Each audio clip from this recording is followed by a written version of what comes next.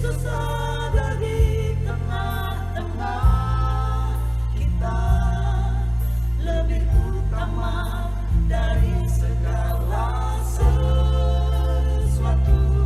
Berada di jalan buntu.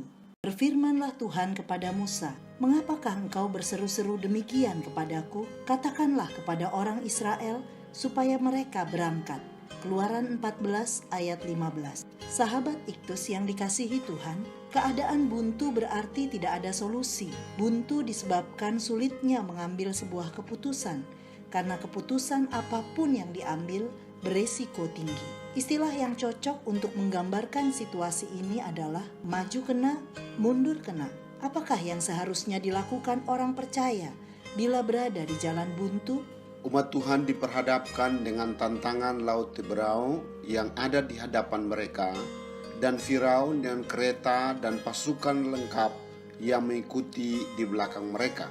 Peristiwa ini menunjukkan keagungan Tuhan yang pernah terjadi dalam sejarah manusia. Ia membuka jalan dengan cara yang ajaib dan luar biasa di atas dasar iman, yang terbukti melalui keberanian umat Tuhan melangkah maju. 1. Keadaan buntu yang dialami umat Tuhan. Firaun mengeraskan hati untuk membiarkan bangsa Israel keluar dari tanah Mesir. Keluaran 14 ayat 4. Hingga tulah diberikan kepada bangsa Mesir, barulah Firaun membiarkan umatnya keluar dari tanah Mesir. Tetapi kemudian Firaun mengerahkan seluruh pasukan keretanya sebanyak 600 kereta dan pasukan berkuda untuk mengejar bangsa Israel. Keluaran 14 ayat 6 dan ayat yang ke-7. Bangsa Israel berada dalam kebuntuan. Di belakang Firaun dan segala pasukannya, sedangkan di depan mereka ada Laut Teberau. Mereka mulai mengomel, menyalahkan Tuhan dan Musa hamba Tuhan. Mereka berkata, "Janganlah mengganggu kami." Artinya mereka lebih senang diperbudak di Mesir daripada harus mati di padang gurun.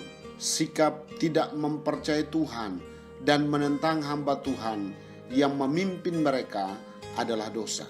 2. Sikap yang diinginkan Tuhan ketika umat Tuhan berada dalam keadaan buntu. Sebenarnya ada 2 kemungkinan yang dapat dilakukan. Pertama, menyerah dengan konsekuensi tetap menjadi budak. Kedua, berperang, karena orang Israel pun memiliki pasukan berjumlah 603.000 orang dan pasukan cadangan yaitu wanita Ibrani yang kuat. Tetapi Tuhan tidak mengizinkan kedua cara ini. Di ayat 15 Tuhan berbicara keras kepada Musa agar jangan hanya berseru-seru saja.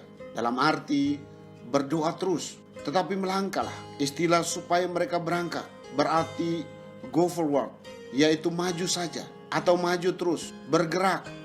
Jangan terpana dengan masalah. Pada waktu yang tepat ketika bangsa Israel melangkah, maka terbelahlah Laut Teberau. 3. Tindakan Tuhan ketika umat Tuhan berada dalam keadaan buntu. Tuhan membuka semua kebuntuan jalan bagi umatnya. Malaikat Tuhan bergerak berpindah dari depan mereka ke belakang mereka. Ayat 19. Demikian juga tiang awan berada di antara mereka dan bangsa Mesir. Ayat 20. Tuhan menolong pada waktu yang tepat untuk menguakkan air laut dengan perantaraan angin timur yang keras, sehingga membuat laut itu menjadi tanah kering dan air laut menjadi tembok bagi mereka. Ayat 21 dan 22. Tuhan juga mengacaukan bangsa Mesir yang berkeras hati untuk mengejar bangsa Israel dengan cara membuat roda kereta mereka berjalan miring dan maju dengan berat.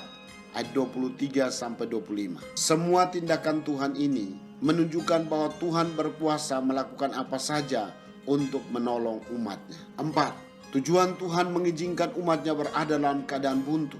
Tujuan Tuhan mengizinkan keadaan buntu yaitu kemuliaan Tuhan dinyatakan. Keluaran 14 ayat 4, 17 dan 18. Bagi bangsa Mesir, melalui hukuman Tuhan yaitu kebinasaan, mereka mengakui bahwa Allah ada di pihak Israel. Bagi orang Israel, kemuliaan Tuhan dinyatakan agar mereka menjadi bangsa yang takut akan Tuhan dan percaya kepada Tuhan. Selain itu, kemuliaan Tuhan dinyatakan kepada bangsa-bangsa, dan mujizat Tuhan yang terjadi pun mengokohkan keberadaan Musa sebagai hamba Tuhan yang dipilih Tuhan untuk memimpin bangsa Israel. Sahabat Iktus, Kebuntuan apakah yang saat ini kita hadapi? Di tengah merebaknya virus corona seperti sekarang ini, banyak kebuntuan yang terjadi di seputaran hidup kita. Menemui jalan buntu dalam melakukan pekerjaan, buntu untuk mengaktualisasikan diri dalam berbagai aktivitas dan kreativitas, atau buntu dalam hal menjalin relasi dengan para kolega, sahabat, saudara, dan banyak komunitas lain. Maju kena, mundur kena, menjadi putus asa, dan marah kepada Tuhan. Tuhan tidak menginginkan saya menghabiskan waktu berfokus kepada apa yang ada di belakang saya. Dia pun tidak menginginkan saya menyerah dengan keadaan ini. Tetapi Tuhan mau saya maju terus, melangkah untuk berbuat sesuatu dengan semangat baru dan inovasi baru. Tentunya dengan tetap menjaga untuk menaati semua kebijakan pemerintah dalam situasi ini. Bangun dari mimpi buruk di masa lalu dan siap menghadapi realita. Ketika saya melangkahkan kaki saya, Tuhan bekerja melebihi apa yang saya pikirkan dan doakan. Tidak ada yang mustahil bagi Tuhan dan bagi orang percaya. Sahabat Iktus yang dikasihi Tuhan, dalam hal apa saya sedang berada di jalan buntu? Selain doa, apa langkah iman yang dapat saya lakukan untuk menembus jalan buntu ini? Mengapa Tuhan mengizinkan saya berada di jalan buntu? Ya Tuhan Yesus, saya sering merasa takut dan putus asa ketika berada di jalan buntu. Saya tidak bisa kembali ke dalam situasi yang lalu karena semua telah berubah. Tetapi saya tidak berani untuk maju.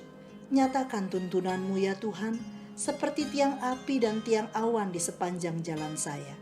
Kini saya sedia melangkah maju, meski saya belum melihat jalan-Mu. Saya percaya mujizat-Mu masih ada. Saya memuji Tuhan untuk lompatan iman yang Tuhan izinkan saya alami. Segala kemuliaan hanya bagi-Mu Tuhan. Kiranya segala bangsa memuji-Mu. Amin. Dalam situasi apapun, kemajuan harus terus diusahakan. Jika engkau tidak bisa berlari, engkau bisa berjalan. Jika engkau tidak bisa berjalan, engkau bisa merangkak untuk sebuah kemajuan. Kristuslah